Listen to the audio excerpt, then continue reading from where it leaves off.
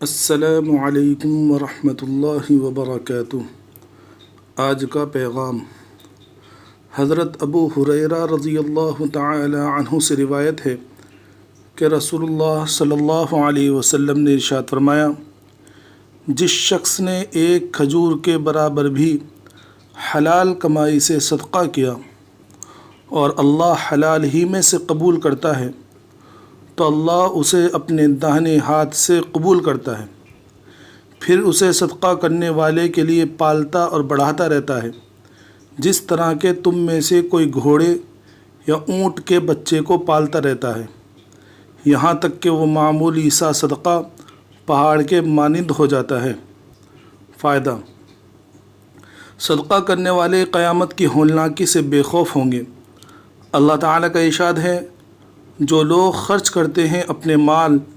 رات کے اندھیرے میں بھی اور دن کے اجالے میں بھی،